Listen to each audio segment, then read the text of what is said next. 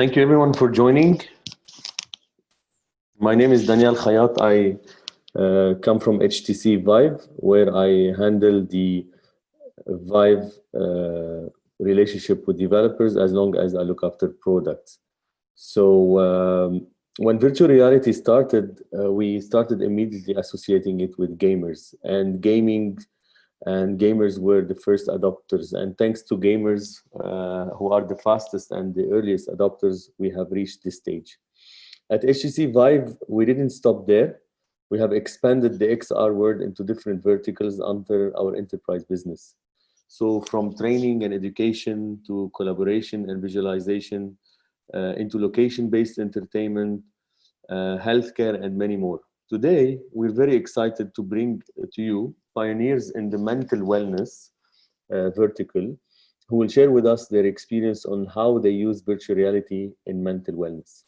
A very sensitive yet complex topic with tremendous impact on the way specialists today deal with different aspects of mental wellness.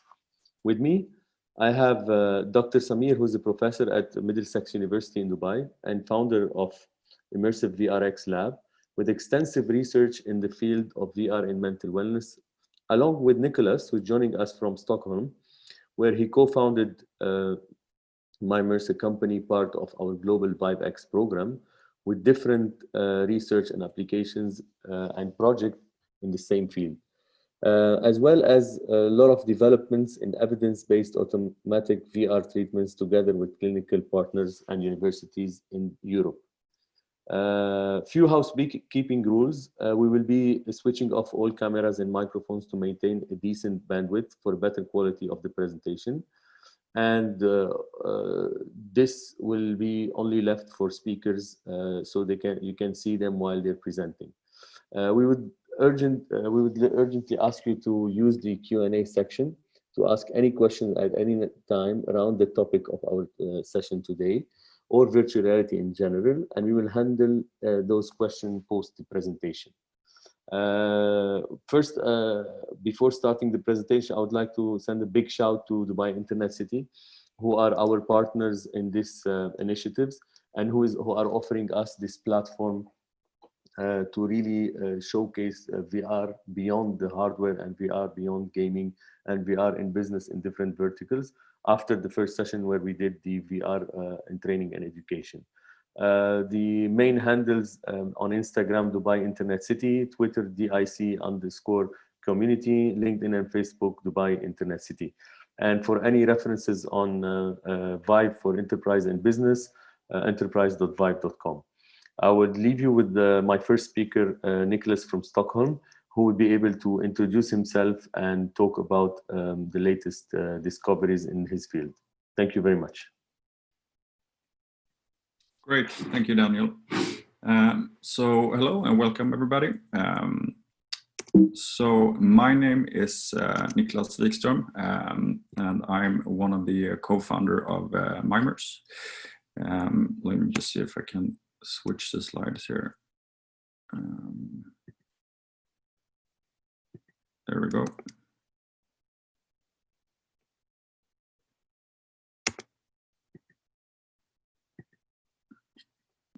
It's lagging a bit. So co-founder of Mimerse and CEO. I myself have a background in finance, but switched, sector in 2017 when I started working full-time with Mimerse. Mimerse itself was founded in 2014 and started as a research project together with Stockholm University. So one of my co-founders studied clinical psychology, learned himself how to create VR applications, and basically did a application for specific phobia, which is what I'm gonna partly talk about today. But basically we're developing evidence-based mental health treatment to be used directly to businesses and later on directly to consumers as well. And we do that in collaboration with clinical partners and universities. So this is what I'm gonna speak about. So just briefly touching on mental health and the global issue that it is, why VR and mental health, some of its research, and the kind of second wave of VR a couple of years ago with the consumer grade VR, some of its use cases, some of our applications, and kind of future for this field. So this is the problem that we're trying to solve. So it's called mental health treatment gap. It's basically at least 25% of everybody will have some type of mental health disorder once during their lifetime, be it something less severe like stress, or something more severe as schizophrenia or eating disorder, for example. So obviously a lot of people need care. But if you look on the top right-hand corner, this is from WHO, everybody that's working in health care today, only 1% approximately are educated mental health professionals, which means that you have a very large mismatch in demand supply, which leads to a lot of sufferings. About 2/3 of people who need help never receive help. It's a big burden for humanity, but it's also very costly. So the WHO has estimated that about 1 trillion euros per year in loss of economic output, which is basically people being home from work or being less productive. So obviously VR is not gonna solve this problem on its own, but what it can create is to make very efficient solutions, and then eventually being able to distribute them directly to consumers. So it's a very, very scalable technology in that sense.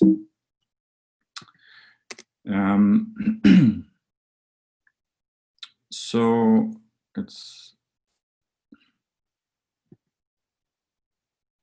there we go. So why VR and mental health? So basically our brain is an inference machine. It's not really objective observer. So we use our perceptual system to kind of make assumptions of what reality is. And this is what VR can help do, is to kind of drive this inference by using vision and hearing. And it's very efficient at doing that, which means you can actually feel real emotions from a virtual environment, even though you know it's not real. As an example for this, maybe some of you have tried one of these demos in VR where you're on top of a very large building and looking down, and it's impossible not to feel vertigo, even though you know you're in the comfort of your living room. And that's kind of the effect that we're using by using it for treatment.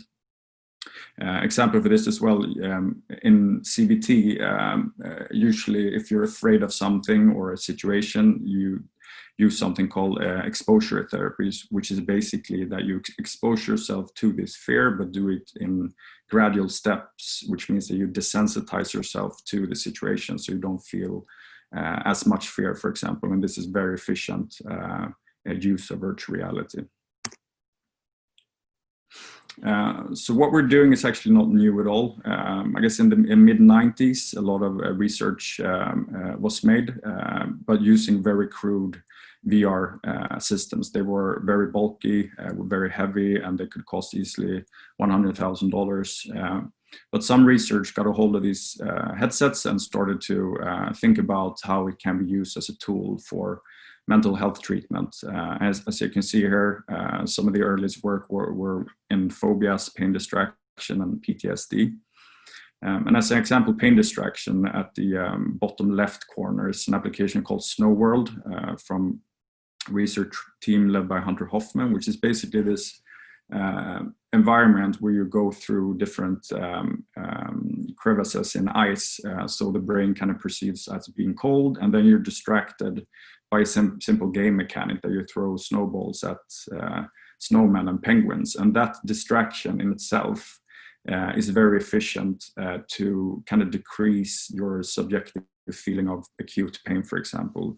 And early research was on people with kind of fire damage, and they have shown couple of research papers that in some cases at least this can be more efficient than actually using morphine and opioids. And that's obviously very good for the patients because it's better not to take these pretty addictive medications, but it's also very it's way cheaper for departments as opposed to using these sometimes expensive medications. PTSD, for example, it's using imaginary exposure. So if you have PTSD from being in a war, for example, psychologists use something that's called imaginary exposure. So basically the therapist tells the patient to close their eyes and imagine themselves being in this this environment that caused the PTSD. And that's obviously very difficult for some people.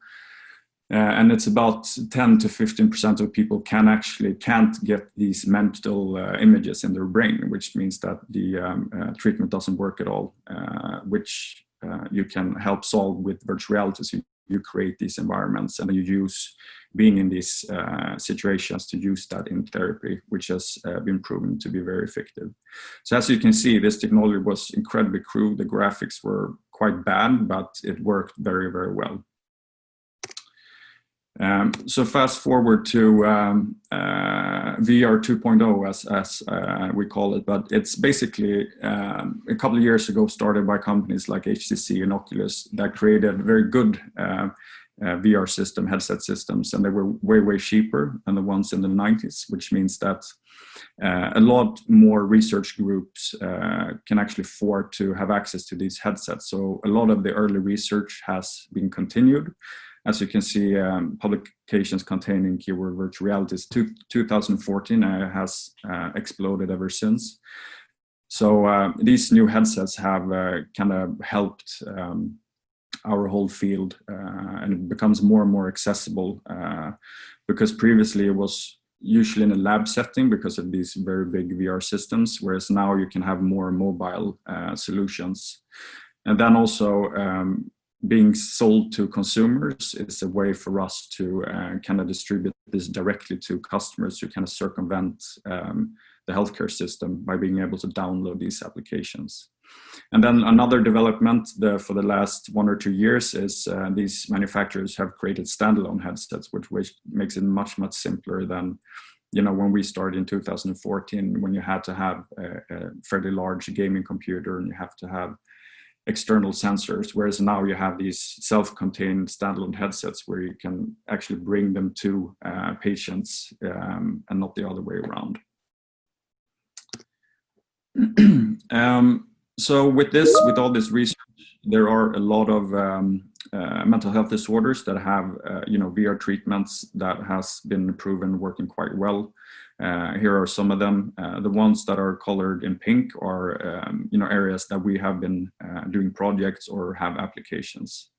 So I'm going to show you a short video of the first application we did, which was a application for fear of spiders, so arachnophobia.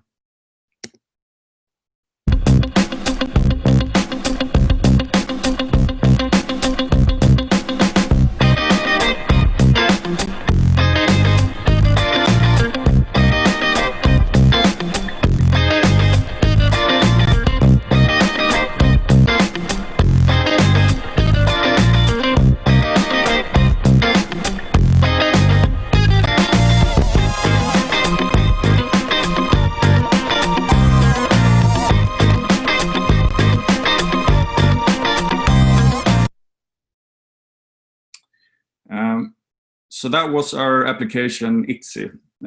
As you can see, it had a lot of different environments. You did a lot of different tasks, which means that virtual reality can be used to do things which you can't do in real life. For example, you help a spider climbing up a face of a wall, which means that you're helping the actual thing that you're afraid of, which creates a positive connotation to your fear.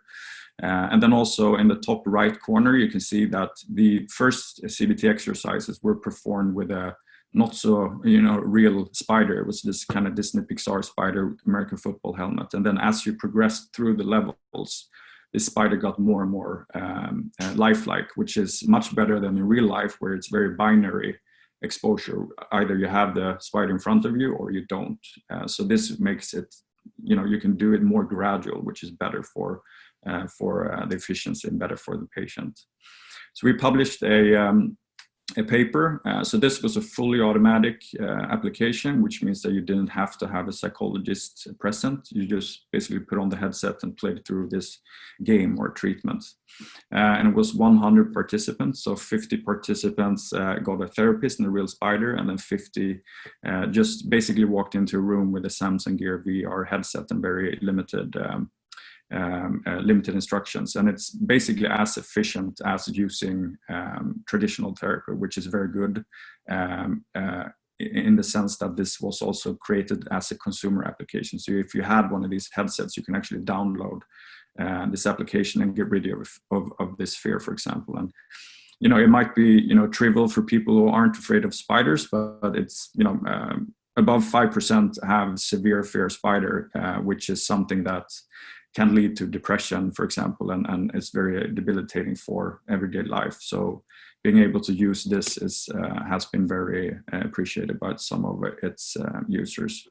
So the other application we created is an application called Calm Place, which is made to kind of decrease stress and anxiety.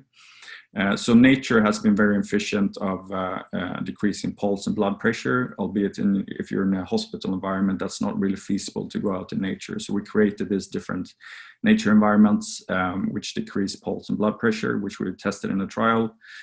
In addition to this, you kind of get a voiceover, quite similar to Headspace, for example, another application where you have instructions on how to do mindfulness exercises, deep breathing, muscle relaxation, and so forth. And we've tested it in trials. We have the biggest trial we're doing is at a psychiatric ward with 100 patients with bipolar disorder. So they basically, whenever they feel stress or anxiety, they get one of these standalone mobile headsets to their room. They do a couple of sessions, and then we measure the stress before and after. And it has been used by hospitals, so in a pre-op situation, if you have anxiety before an operation, in post-op, for example, as well. We have psychologists who use this to kind of combat stress. We've also, we have a schools who have been using it to manage students' stress levels, and then also directly to larger corporations, basically as a occupational health tool to manage stress. So basically you grab a headset, go into a conference room and do this calming session. So you can do it, once every day, and it's very efficient. The third application, which is our newest application, is an application called Speaking Place, which is an application that kind of decreases your fear of public speaking, which is a kind of sub disorder of social phobia. So traditionally, if you have this problem, you go to a psychologist, and maybe they ask, 5 of their colleagues to go into a conference room and kind of act as an audience. And then the patient does its CBT exercises, and that's not very efficient having, 6 psychologists working on one patient. So we've created a lot of these different speech scenarios. So basically, if you have the disorder, you put on the headset, you go through a progression board of different CBT exercises, so ranging from very simple exercises doing in a conference room, and then you increase the difficulty on all these exercises whilst you're increasing the, the size of the audience, basically. So we have, conference room, boardroom, classroom, auditorium, theater, and then a globe arena, which is basically 10,000 people where you practice on doing these CBT exercises in the right environment.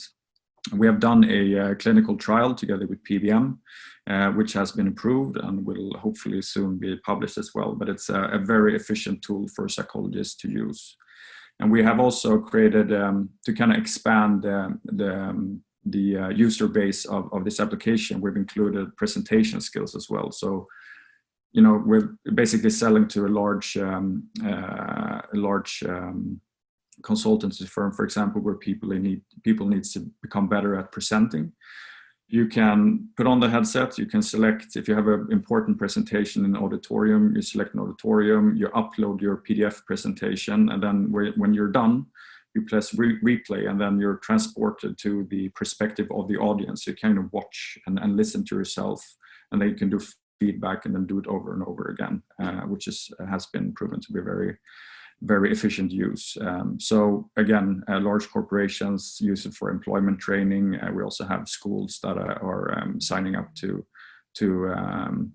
help students with this issue.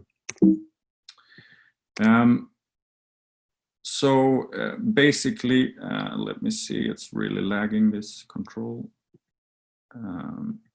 There we go. So what does the future hold, and what improvements do we need? So obviously improved hardware. We have companies like Vive and Oculus who are trying to do better headsets, smaller form factor, larger field of view, and have, you know, varifocal lenses, for example, which means that you can get a better sense of depth in virtual reality.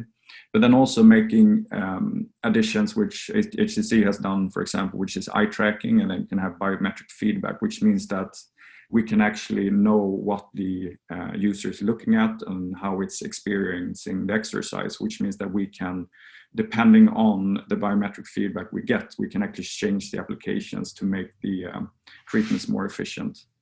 And then it's also important to you know, to get more departments to try these applications so that we learn on how to best use them to create kind of this, you know, usage protocol and share best practices among different companies, because it's really different on how you use it in post-op and pre-op, for example. So it's about just getting more departments to try this so that we know on how to use this applications best in a clinical setting.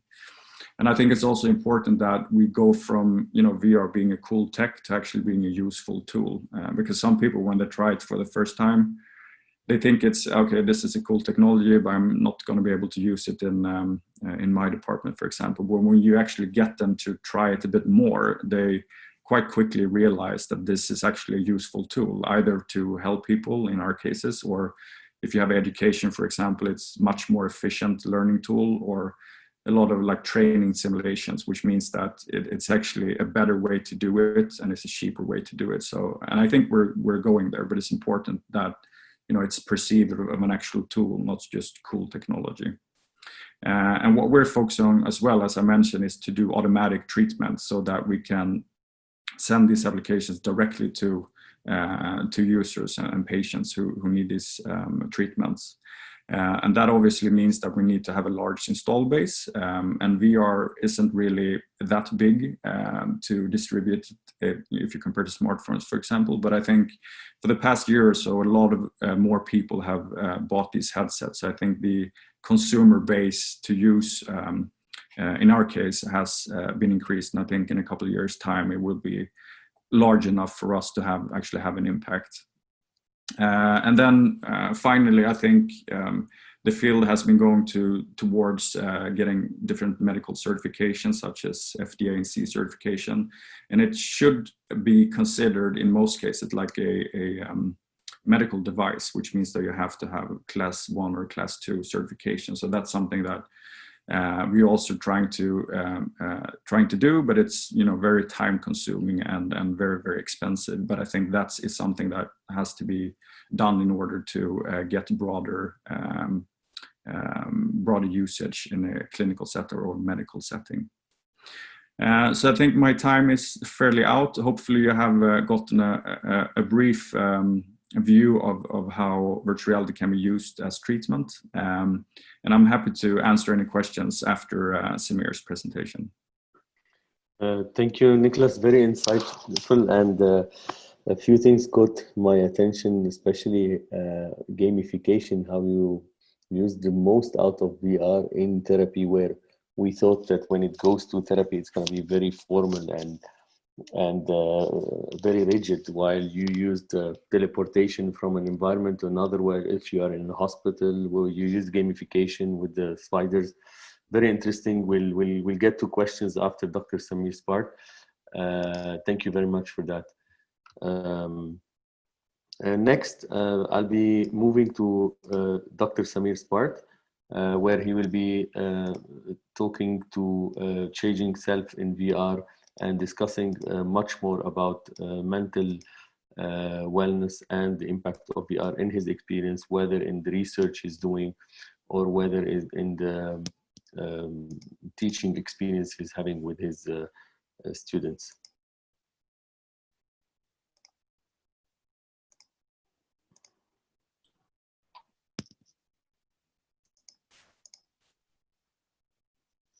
Okay, to you, Dr. Samir. Sure. Thank you very much.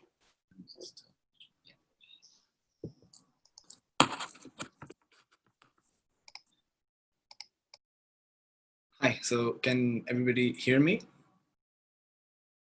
All right, great.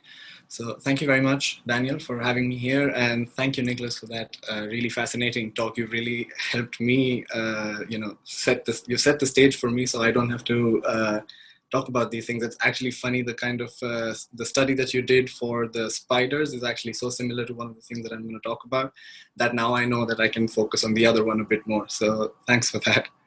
So, well, my name is Samir, and I've been working with the VR for quite some time now. I did my PhD in VR with virtual reality stuff, and I started back in, I think, 2011, 2010. And back then, as Nicholas showed in his slides, we used to have the huge head-mounted displays that were about 1.5 kilos, and we couldn't wear them for more than 15 minutes without getting a literal pain in the neck. So things have come along really well, and I'm very happy to still be involved in this kind of research. So what I'm going to talk about today is, rather than the spectrum of application of VR in mental health, which, as we've seen, is already is a lot and is very extensive and is very useful, I'm going to talk about specifically one fascinating area of research that I've personally been involved in. It's known as embodiment. And this has potential implications for several applications across fields, including mental health. And just wanted to say that feel free to keep posting questions in the chat, and hopefully we get a good discussion out of this. So I'm going to try and keep this a good mix of technical and non-technical stuff, because this is a multidisciplinary topic.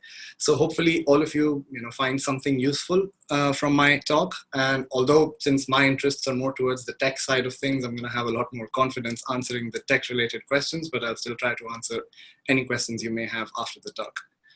So let's get started. So when you're in VR, as we saw with Nicholas's presentation as well, that you see a virtual environment everywhere you look. In front of you, behind you, to your left, to your right. We basically replace the real world with a virtual world. You're surrounded by it. But what's interesting and potentially very impactful from my perspective is what you see when you look down towards yourself, or if you see a reflection in the mirror.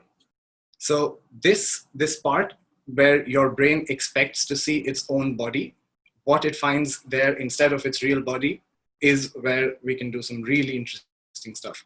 So typically you could either see, nothing. You could just be a floating head. You could see a pair of hands, which is quite common in a lot of the VR games and experiences, where you just have a pair of hands that are floating around, or a fully virtual body that has substituted your real body.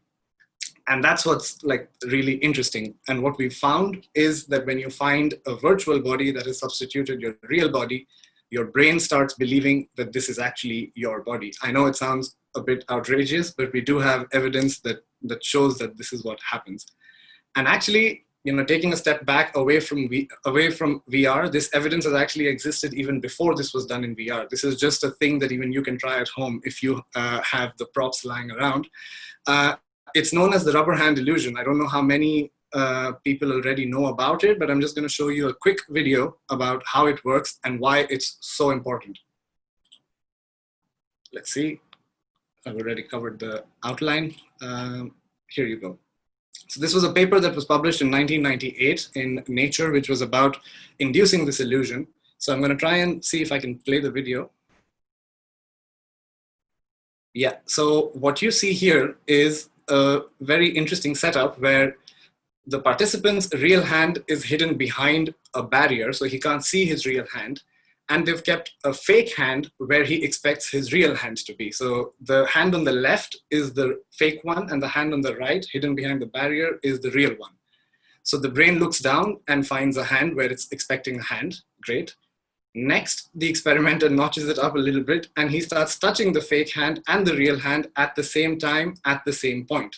So now your brain starts thinking, okay, I see this hand, and I feel the touch whenever this hand is touched. And this leads to this really weird illusion where people start believing that the fake hand that they see in front of them is actually their real hand. I recently saw that this has been covered in one of the Netflix shows as well, so it is getting quite popular, which makes me happy. So here, I'll show you the video. And in this video at the end, you'll see proof of why this guy how this guy starts believing that this fake hand is his real hand. Let's see if I can play it. Yeah. So here you see that the experimenter is touching the fake and the real hand at the same time in the same way. And this leads to this feeling of ownership over this fake hand. And now look what happens when the experimenter tries to harm the hand. So if you saw, he twisted the fake finger, but the participant had so much belief that that was his real hand that he actually flinched and took his actual hand back.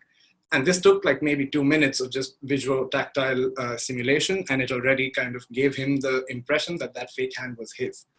And although, again, it feels like an unnecessary torture to the participant to make him believe that that is his hand and then kind of go and scare him, but it has huge implications for us in virtual reality, because not only have we seen that this works with fake hands, we've also seen that this works with virtual hands, and we've also seen that it can work with virtual bodies. So it's great that, you know, when you have this kind of illusion where you expect a body and you see a body and it moves the way you would expect it to move, your brain is just like, okay, this is my new reality and I accept it now.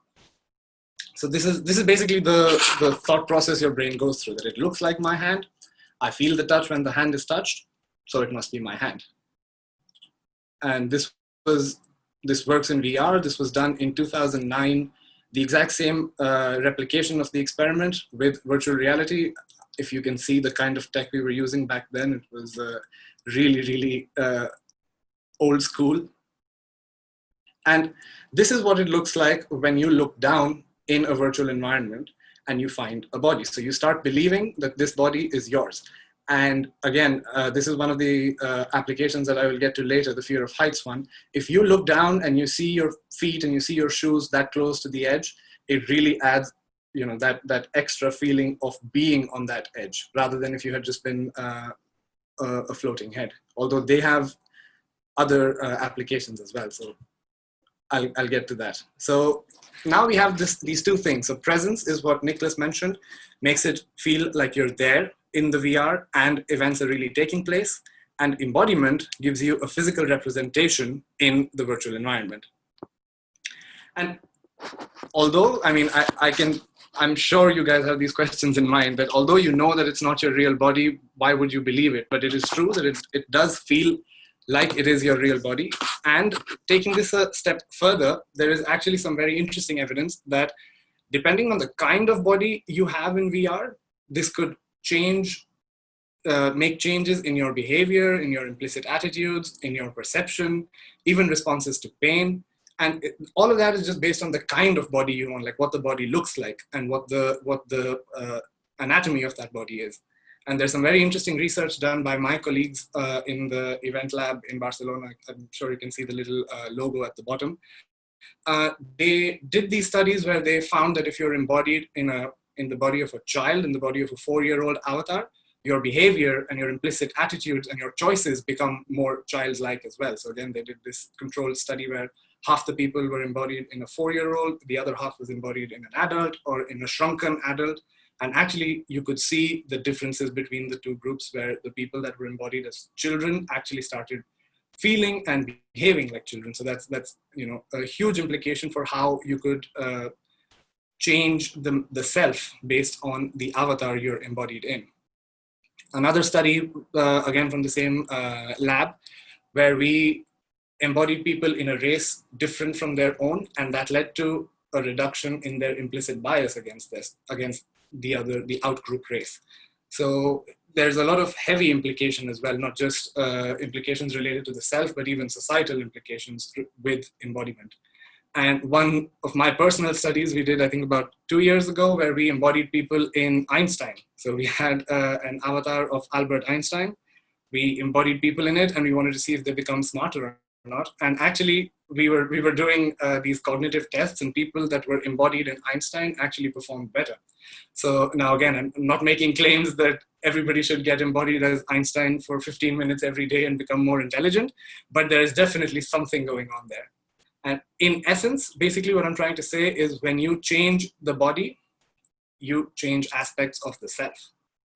And this idea, especially related with the Einstein idea as well, I guess it's a good transition, we used to develop a project where people could carry out self-counseling in VR. Again, since we're talking about mental health, this is one of those applications that is very relevant with this kind of topic. So what we did was we allowed people to counsel themselves, to give themselves advice by becoming Dr. Sigmund Freud. And this is one of those illustrations from, I think, The Guardian. I really like this illustration, so I decided to put it in my slides.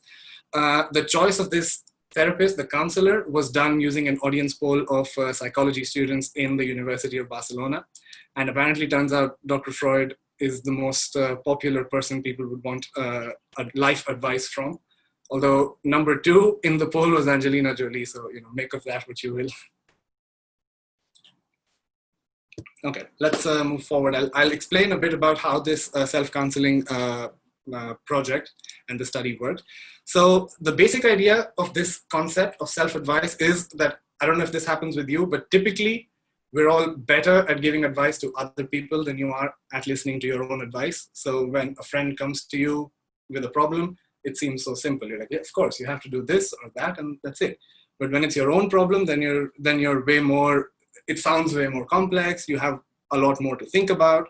And it's known as Solomon's paradox. It's a thing that exists. If you want to find out more about it, there's been evidence, there's been research on it as well. So what we did was we came up with this concept of using VR to let people talk to themselves as if they're talking to a friend. And so basically this inner voice that you have, we thought of externalizing that inner voice as if it were a friend, and use it as a way of self-counseling, where you could give yourself some advice about an issue that you might be facing as Freud, as yourself, or maybe any other famous personality that you kind of respect, And I'll quickly go through the workflow of how it works. So first you choose your avatars. You could have your self avatar, or and then you would have to pick the counselor avatar, let's say in this case, Freud or Angelina Jolie, or this number 4 that looks like Steve Jobs maybe. Then you explain your problem. So here in the figure, you can see that on the left is the self avatar, on the right is Dr. Freud. And in the back, you can see the guy wearing the HTC VIVE and the controllers in his hand. He is explaining his problem to Dr. Freud. He finds Dr. Freud sitting across the desk from him, and he starts talking. Then he actually becomes Dr. Freud. So when he looks down, now he's embodied as Dr. Freud. He looks in the mirror and he sees Dr. Freud's reflection. And more interestingly, he sees himself sitting across the desk from himself. Stay with me on this. I'm going to be using yourself and himself a lot, so it might get a bit confusing. So as Freud, he now hears himself explaining the problem that he had just did. So we're recording the movement and the voice while he was explaining the problem, and now we're playing it back. Once he's done explaining the problem, as Freud, now you give advice to this problem that you've just heard. So right now you're embodied as Freud. So you see the little guy is now wearing the HTC VIVE and the controller is behind Freud. Once you're done giving the advice, you switch back to your own avatar, and now you hear yourself give yourself advice that you had just given yourself when you were Freud. So it's a bit complicated. I do have a video towards the end to make it a bit more clear, but basically the idea is this. It's a self-conversation where you're just by yourself, but you're talking to yourself out loud, embodying 2 avatars and switching back and forth as you go and having a full conversation. So this was the basic premise of the application. In one study, we compared how you would feel if the counselor was another duplicate of yourself or Dr. Freud. So you could be just 2 copies of yourself talking to each other, or one self and one Freud. And what we found is that when the body ownership illusion was strong with Dr. Freud, it allowed them to find a more satisfactory solution to a personal problem and positively influence their mood compared to when the counselor was a double of themselves, which means that being embodied as Freud had an effect over and above being embodied as a copy of themselves, as if some of the cognitive attributes of a famous therapist mapped over to the participants. So even when we externalize your voice into an avatar that looks like you, you'll still not listen to that guy's advice. You want someone famous giving you advice. So this is what we found in this paper. And now I have, so this is one of those screenshots from the study that we did. This is my avatar that we had generated. And I'm right now embodied as Freud. I can see myself in the mirror. And when I look across the desk, I see myself. And let's see if I can play the video.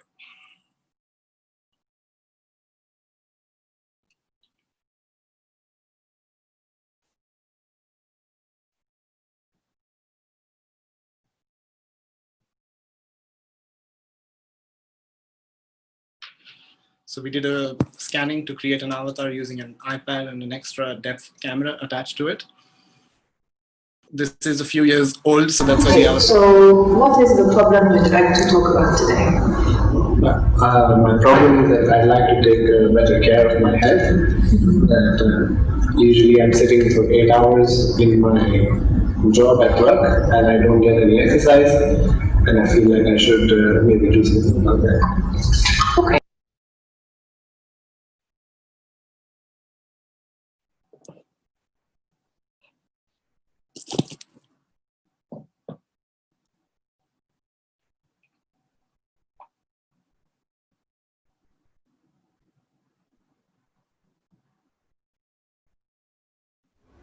Please look down towards your body.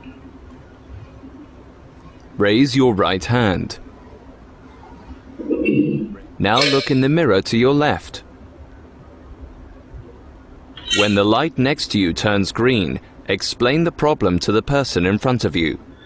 So when I notice that I'm delaying going to the gym after I come back from work, I think that I should go because I want to take care of my health.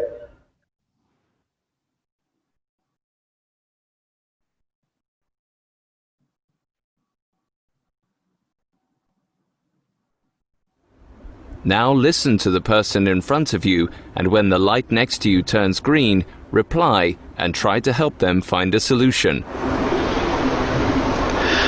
So when I notice that I am delaying going to the gym after I come back from work. Okay, so why do you think that you delay? Why do you think that you're not going? What seems to be the problem? Why do you think that you delay? Why do you think that you're not going? What seems to be the problem? What seems to be stopping you?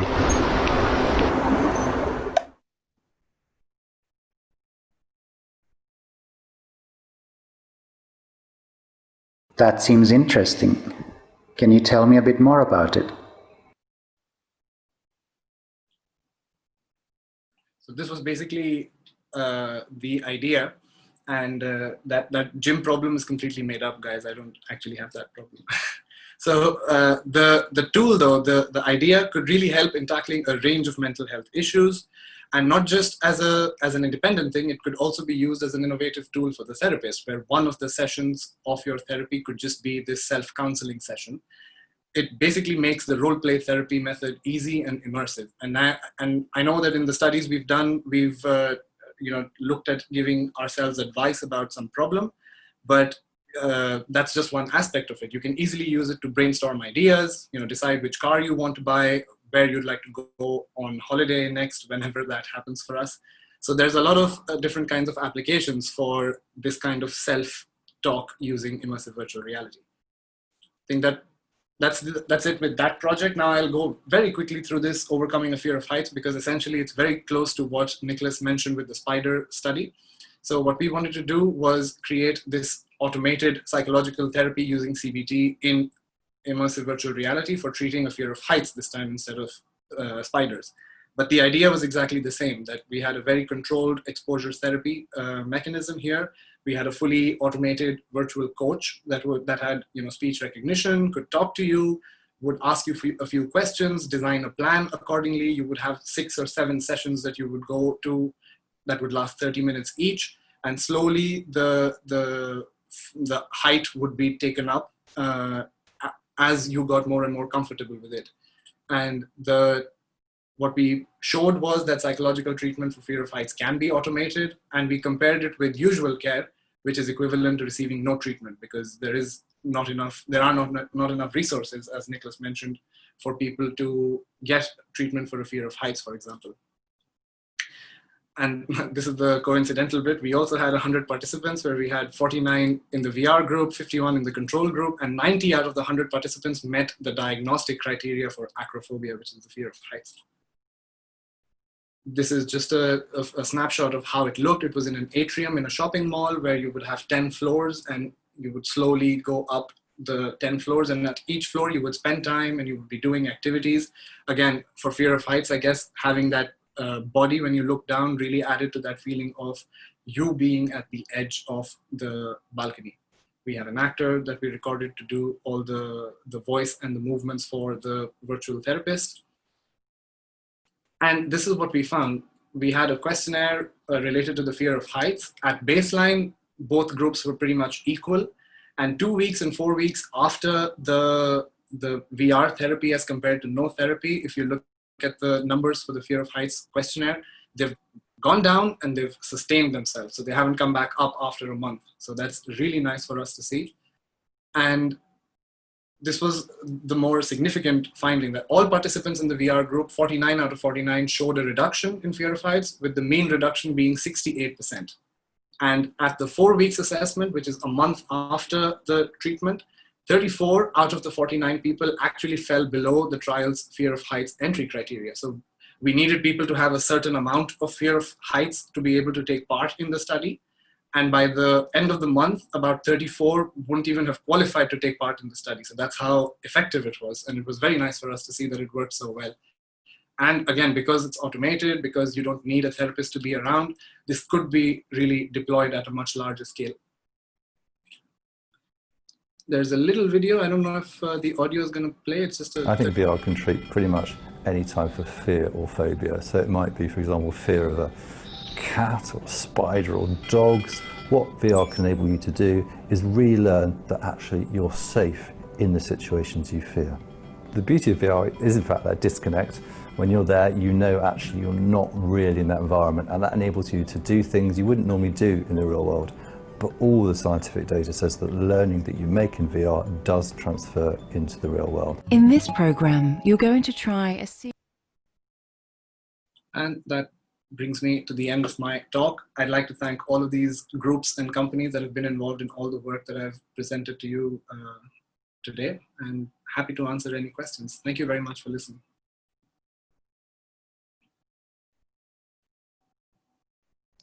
Thank you very much, Dr. Samir. Again, very insightful, and another small thing caught my mind that I relate to it now. When I was at university, during exam period, I used to wear my favorite football team t-shirt and go to the exam, and in my embodiment perspective, to get better, to be a champion, or to win, or to do something better in the exam. So a small example, I mean, in your case, it's much more scientific and related to much more in-depth knowledge. I want to thank you both for that. I have few questions to you that I would like to ask you, and then I'll move to the questionnaires of everyone else from the audience, if you don't mind. Okay, can you hear me? Yeah. Okay, I'll start with Dr. Samir. I mean, you have talked about how VR is being integrated in body ownership illusions, embodiments, and virtual reality, self-counseling, fear of heights, and other concepts. Do you see today any of these being implemented in real clinical practices, or it's still remaining as theoretical? And if not, when do you see these becoming at much adoption rate in our market, and what is required to speed up this process? Yeah, that's a very interesting question, because both Nicholas and I have been working on these kinds of things, and I'm sure nothing would make us happier than if we can, deploy large scale these kinds of solutions and treatments. I guess up until now, the biggest bottleneck for us was maybe the hardware, I guess, because in a lot of the cases, we have a very nice setup in our lab where we have the headsets, we have the tracking systems, we have all the biofeedback and physiological measurement systems, and I guess we have the expertise as well within the lab to carry out these studies. But in order to deploy them in a clinic or in a public institution, somehow all of that hardware, software expertise needs to be transferred in a good way. And I think for a long time, for us, that was kind of the issue, that we can't really move everything in a place like this. And, the training also would take a lot of time. But again, thanks to, HTC and thanks to Oculus and all these other headsets that have come out, we do have now the possibility of deploying these at a larger scale. In fact, the fear of heights application is actually being used by the NHS now.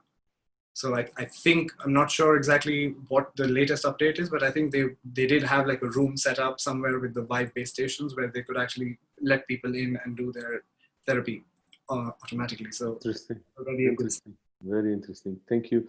I'll move to Nicholas' question here. Throughout your journey with VR and mental wellness, what challenges have you faced to accomplish your goals, and where do you want to see virtual reality adding more to reach new outcomes? I think when we started off, we were, like many others, believers that a lot of people will actually have these headsets you can distribute directly to consumers, but that hasn't really happened yet.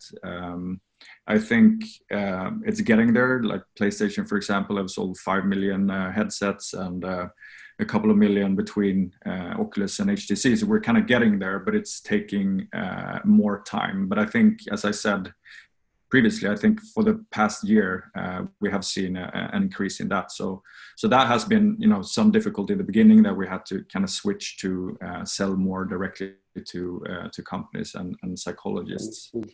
I think the other one also is implementation, and that goes for basically all services and products not being a virtual reality. But it's one thing to test it out, but actually have patients using it in regular care. Is very difficult, because you have to have a head of department, you have to have the doctors and the nurses. Everybody needs to be on board, and that is always a challenge, but I think we're slowly getting there. And adding, I think, as I touched a little bit upon, just to add the ability to have biofeedback and eye tracking to more headsets, I think that is really good, because usually, when you do these applications, it's like a one-way communication. But if you can, know what the user is feeling, then you can kind of adapt the content to that. So it's more of a two-way communication in a sense. I think understood. Thank you very much. I have a question. Rapid movement in VR creates a lot of uncomfortableness after a short period of time. The phenomenon may have potential unintended consequences. How do you monitor and intervene in those situations? I mean, any one of you who would like to answer this question. I mean, I can start. I think, it's very depending on the individual. Some people don't have problems whatsoever. There will always be a problem with some people who, experience, being motion sick from sitting in a car. Obviously, that's not going to work to put a headset on that user. But Complex, for example, our application to decrease stress and anxiety, you're supposed to sit down, obviously, because you're calming down. So we haven't really experienced any issue at all with that application. When it comes to our application for public speaking, we use 6 degrees of freedom headset, which means that you can move around, and just the ability to kind of move around with your head, and then the virtual world moves correspondingly. That is, very good in terms of reducing motion sickness. And I think also I touched upon the ability with varifocal lenses and eye tracking, to the ability to focus on, focus on objects as you do in the real world, because now you have a kind of mid-distance of where you have your focus, which means that if, you get eye fatigue after a while. So I think all these new technologies will actually help decrease that. But in terms of, we haven't really experienced that. It hasn't been that large of an issue, to be honest. Okay, I've got a couple of questions. Please, I need short answers if possible. What type of biofeedback do you use, and do you use it to directly alter the experience? So I can answer this one. My experience of biofeedback with, so these are just studies, so not applications, but there have been studies that have come out from our lab measuring where we've been measuring your heart rate, and based on how what the heart rate level is, we have tried altering the experience as well. So there have been studies that I could link to you, but if you just search for biofeedback virtual reality, you will find a few where we do kind of record the ECG And if it goes above or below a certain level, we change the environment a bit as well, just to kind of see how it affects your real heart rate as well. So it's like you're kind of modifying your own heart rate, in an indirect way. Interesting. Another question for Nicholas. We have seen your work in developing evidence-based automatic VR treatments together with clinical partners and universities. What's your plan to expand in the UAE and maybe in the Middle East region? And what platforms you require to transfer this knowledge over here?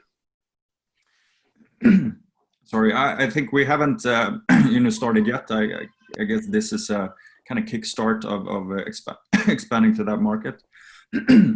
What usually we would require is to have either a clinical partner or a large corporation to actually do a pilot project, because in our experience, that's the best way to do it, instead of doing like a grand, opening in a new country.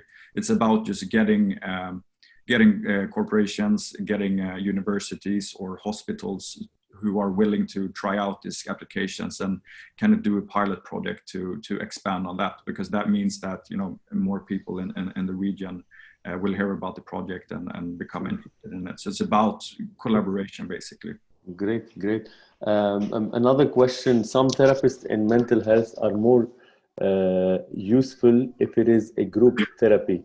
Has there been any experiments where we can create a virtual group so the participants feel he or she is actually in a group? Here they're talking maybe about integrating multiplayer VR. We haven't done it yet. We have started to think about it to basically do multiplayer versions. But I know some researchers have used an application called VR Chat to create rooms where people can go in and discuss, I think in this case it was substance abuse. And then they can, do it in a bar, for example, or do it in a nature environment, which is might be better to get people to speak about it. So I think it has been done, touched upon briefly, but not as far as I know in a larger sense. Interesting. Last question to Dr. Samir. We've noticed you have conducted extensive research and experiments with many people on all different cases. Did you see any resistance from therapists, medical staff, or even the patients themselves to believe in virtual reality and really go the extra mile with it till the end? I mean, you gave an example today on NHS, which is a proper case study of adoption by like an official medical institution. So can you elaborate a little bit more on that? Yeah, I guess it's actually quite related to that previous question, that as the technology becomes more, let's say, portable and easier to use and manage, I think the adoption rate is going to go up as well. So already now we're working with a few hospitals in Spain where we have this rehabilitation VR application that patients are using.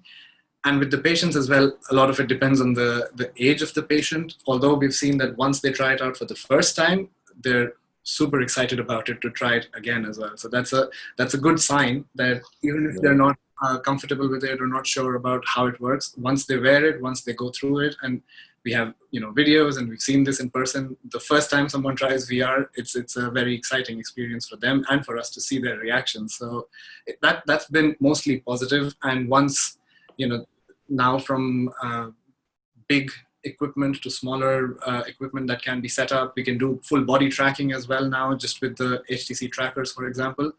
We do have a lot more options, and clinics and hospitals are more okay with installing that stuff in a tiny corner of their clinic, for example, rather than dedicating an entire room for this. Great, very good. I mean, I think we're running out of time. We had a great session with both of you. I mean, I want to thank you a lot for being with us. A lot of insights, a lot of action points after that. I started seeing people writing about what they're doing in this similar perspective on the group with initiative that has potential of collaboration. I wish you all the best. I want to finally thank again Dubai Internet City, and a big shout to Abir, who's supporting us on all of these initiatives, the teams at HTC VIVE who's supporting me, Dr. Samir from Dubai, Nicholas from Stockholm, your teams in the background who are supporting, and we look forward to working with you in the future. I wish everyone have a great day, have a great weekend, and till the next webinar to meet with a new topic. Thank you very much.